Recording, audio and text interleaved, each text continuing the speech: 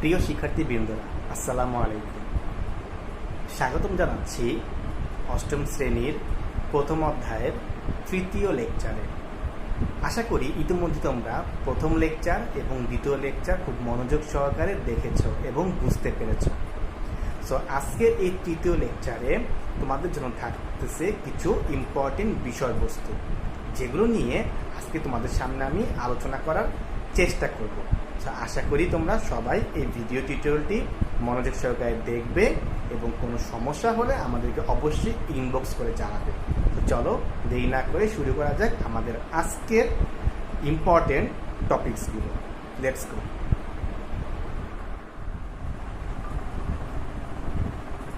প্রিয় শিক্ষার্থীরা, তোমাদেরকে সবাইকে স্বাগতম জানাই আজকের এই তৃতীয় লেকচারে। অষ্টম শ্রেণীর প্রথম অধ্যায় তথ্য ও যোগাযোগ প্রযুক্তির ব্যবহার। এই অধ্যায়ের মধ্যে তোমরা সবাই জানো আমি 4টা ভাগে ভাগ করছি। তার মধ্যে প্রথম 2টা ভাগের আলোচনা আমরা গত 2টা টিউটোরিয়ালের মাধ্যমে তোমাদের সামনে উপস্থাপন করছি। আজকে তৃতীয় লেকচারে তোমাদের সামনে আমি যে বিশেষ টপিকসটা নিয়ে আলোচনা করব সেটি হচ্ছে ব্যবসা। তো ব্যবসার ক্ষেত্রে তথ্য ও যোগাযোগ প্রযুক্তি আমাদের কিভাবে হেল্প করতেছে, কতটুকু সাহায্য করতেছে, বা তথ্য ও যোগাযোগ প্রযুক্তির মাধ্যমে আমরা ব্যবসা বাণিজ্যের মধ্যে কতটুকু প্রসার লাভ করতেছি, উন্নত করতেছি, এটা নিয়ে তোমাদের আজকে এই ভিডিও লেকচারটি। আশা করি তোমরা সবাই ভিডিও লেকচারটি মনোযোগ সহকারে দেখবে এবং বোঝার চেষ্টা করবে। সো বন্ধুরা, খেয়াল করে দেখো ব্যবসার ক্ষেত্রে আমরা কি মানি বা কি জানি। ব্যবসার ক্ষেত্রে মূলত 3টা জিনিস আমাদেরকে মনে রাখতে হবে।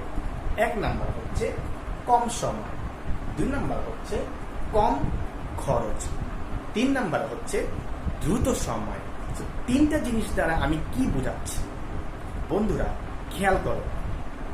কম সময়ে এবং কম খরচে কোনো পণ্য উৎপাদন করে আমরা দ্রুত সময় যদি আমরা সেটি কাস্টমারের কাছে আমরা সেবা প্রদান করতে পারি, এটাই হচ্ছে আমাদের ব্যবসার মূল মন্ত্র। তার মানে আমরা সবাই জানি ব্যবসার মূল মন্ত্র হচ্ছে কম খরচে, কম সময়ে, দ্রুত সময়।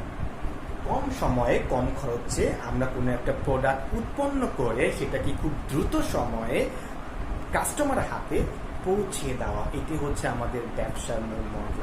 সো এই 3টা সেক্টরের মধ্যে আমাদের কোন কোন সেক্টরে তথ্য ও যোগাযোগ প্রযুক্তিগুলো কিভাবে সহযোগিতা করতেছে, এটা তোমাদের সামনে আজকে আমি আলোচনা করব। সো বন্ধুরা, সবাই একটু খেয়াল করো। কম সময় কম খরচে।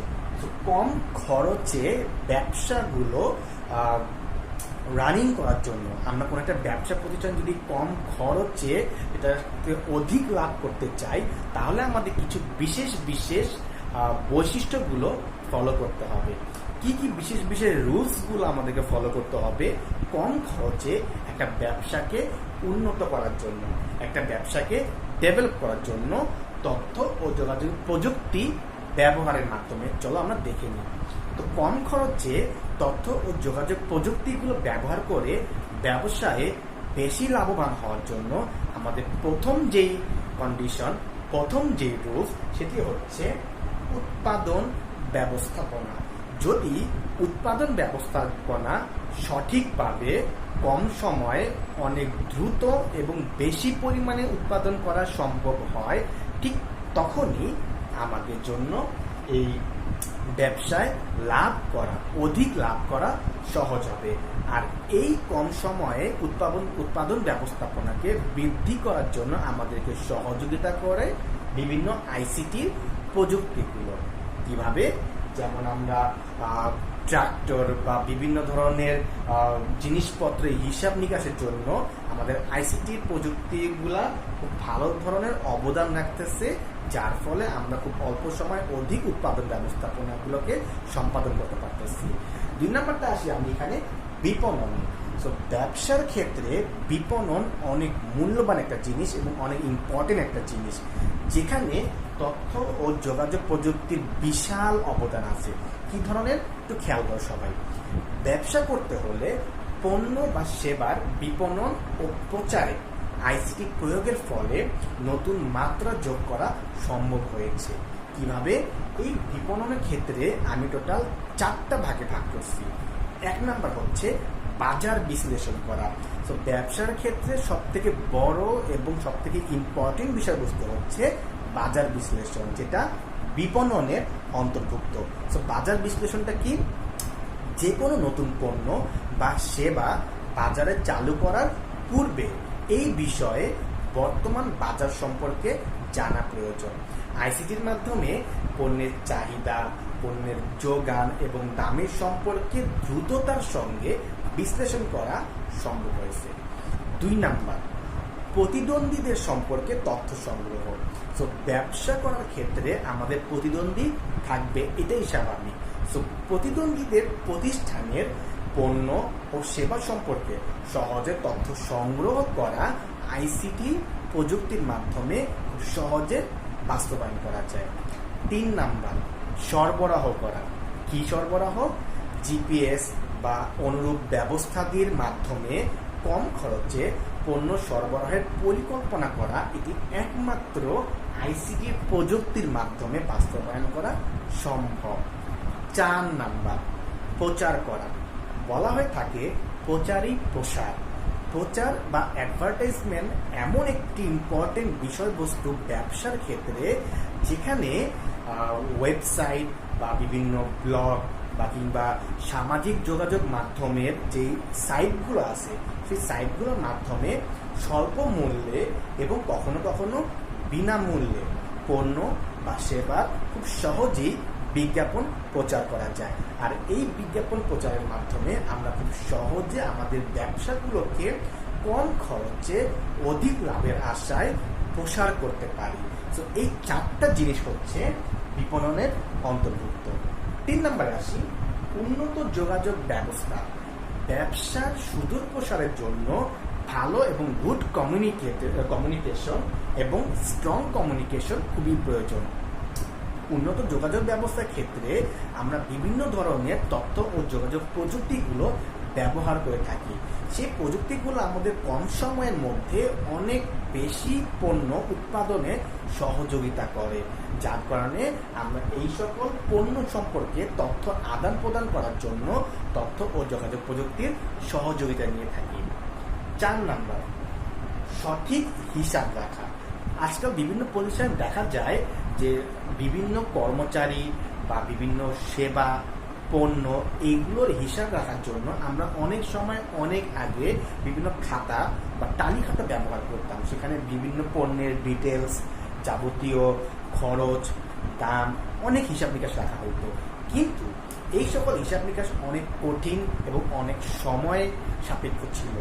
বর্তমানে আইসিটির আবিষ্কারের ফলে, আইসিটির আশীর্বাদে এই সকল হিসাব নিকাশ সঠিকভাবে রাখার জন্য আমাদের আইসিটির বিভিন্ন স্প্রেডশিট বা বিভিন্ন ধরনের নোটবুক, অনেক ধরনের সফটওয়্যারগুলোর মাধ্যমে আমরা প্রযুক্তিগুলোকে ব্যবহার করা শিখে গিয়েছি, যার কারণে এই ব্যবসার ক্ষেত্রে সঠিক হিসাব রাখার জন্য, সঠিক হিসাব রাখার কারণে কম খরচে কম সময়ে আমরা যে কোনো পণ্যগুলোকে উৎপাদন করতে পারি।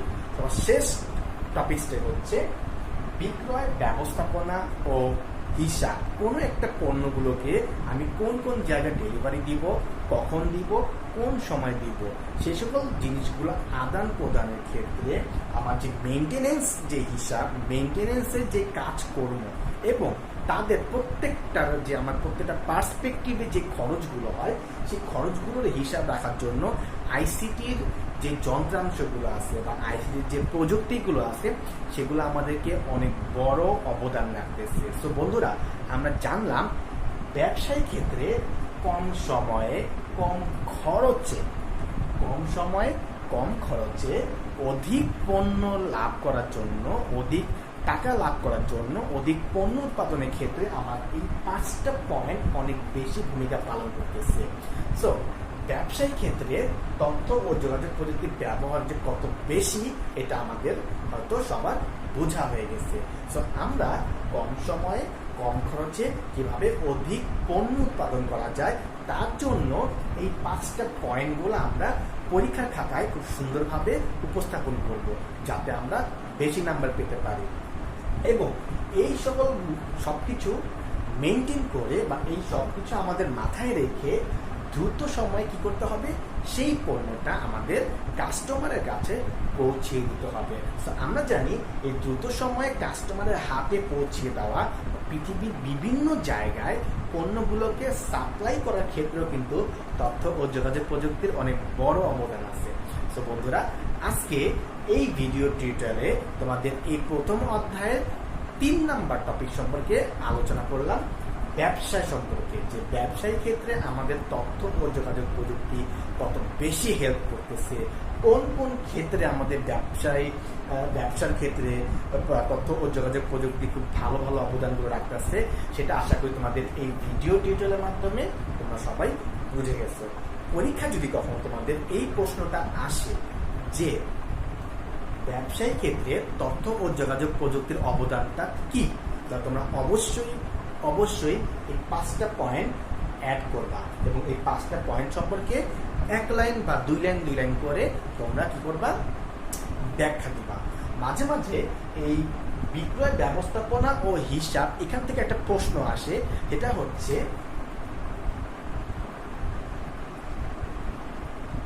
ইপস বলতে কি বোঝো। সো ইপস হচ্ছে একটা ব্যবস্থাপনা যার মাধ্যমে আমরা মোটামুটি বিভিন্ন ধরনের হিসাব নিকাশ অনেক কিছু বিস্তারিতভাবে সেখানে স্টোর করতে পারি, জমা করতে পারি। সো এই টপিক থেকে তোমাদের মূলত এই কয়টা প্রশ্নই হয়তো পরীক্ষায় এসে থাকে।